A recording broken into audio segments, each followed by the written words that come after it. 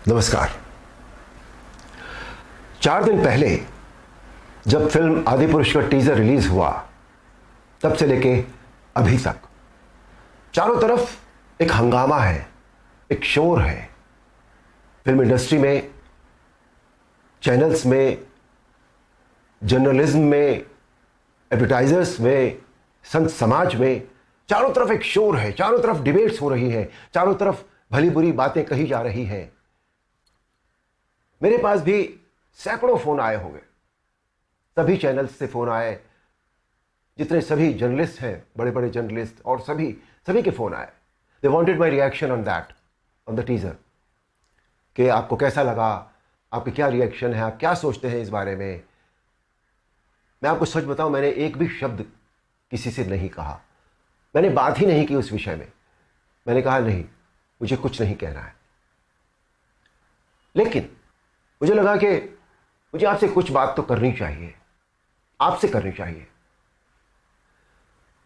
मेरे मन में बहुत सारी बातें बहुत सारे समय से आती रही हैं, और इस हंगामे को लेकर, इस इशू को लेकर मुझे लगा कि शायद यह सही समय है जब मैं अपनी बातें आपके साथ शेयर कर सकूं। दोस्तों, ध्यान से सुनिएगा। रामायण, महाभारत, श्रीमद् भागवत जैसे जितने भी ग्रंथ हैं, शास्त्र हैं, यह हमारी सांस्कृतिक और धार्मिक धरोहर है। यह हमारी संस्कृति है, यह हमारी जड़ है। सारी मानव सभ्यता के लिए यह नींव के समान है, और न तो नींव को हिलाया जा सकता है और न ही जड़ को बदला जा सकता है। नींव या जड़ से किसी भी तरह का खिलवाड़, किसी भी तरह की छेड़छाड़ बिल्कुल भी ठीक नहीं है। हमें इन शास्त्रों से संस्कार मिलते हैं, जीवन का आधार मिलता है। ये धरोहर ही हमें जीने की कला सिखाती है। हमारी संस्कृति विश्व की सबसे प्राचीन संस्कृति है। हमारी हर पीढ़ी इसे युगों युगों से आत्मसात करती आ रही है, जिसका सबसे बड़ा एग्जाम्पल है 2.5 साल पहले जब कोरोना आया था, तो कोरोना ने लोगों की धार्मिक भावनाओं को तब से लेकर आज तक और भी प्रबल कर दिया है।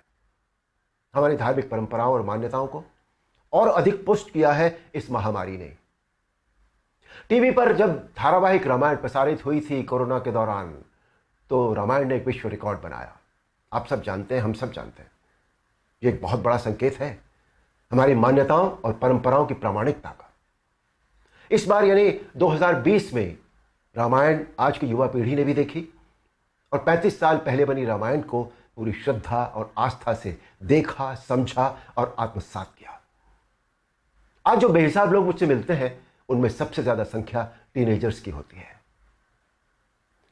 दोस्तों, 500 साल के संघर्ष, अथक प्रयत्न और जद्दोजहद के बाद, न जाने कितना रक्त बहाने के बाद हमें राम मंदिर के पक्ष में निर्णय मिला, और वहां एक भव्य मंदिर का निर्माण हो रहा है, जो 2024 तक पूरा भी हो जाएगा।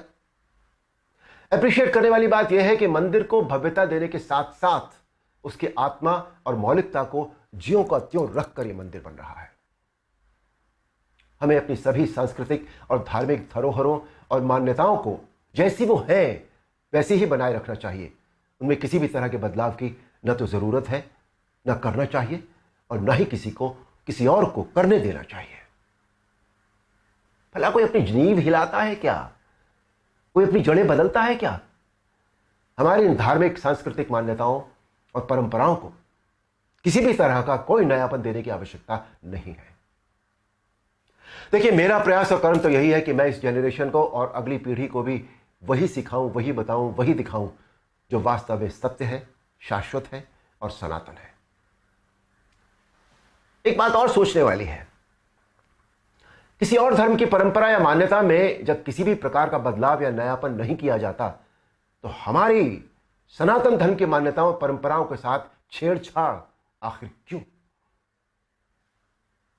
आजकल ये चलन सा बनता जा रहा है कि सनातन धर्म का मजाक बनाओ, देवी देवताओं के ऑब्जेक्शनेबल पोस्टर बनाओ, अभद्र भाषा में बोलता हुआ दिखाओ। आखिर किसने अधिकार दे दिया कि कोई हमारी धार्मिक आस्था से छेड़छाड़ करे या हमारी भावनाओं को ठेस पहुंचाए? कुछ फिल्म मेकर्स, कुछ राइटर्स, कुछ पेंटर्स, कुछ एक्टर्स, कुछ एडवर्टाइजर्स को इस बात का विशेष ध्यान रखना चाहिए कि वो क्रिएटिव लिबर्टी के नाम पर धर्म का मजाक न बनाए, और न ही किसी की मान्यता या परंपरा को तोड़ मरोड़ कर प्रस्तुत करें।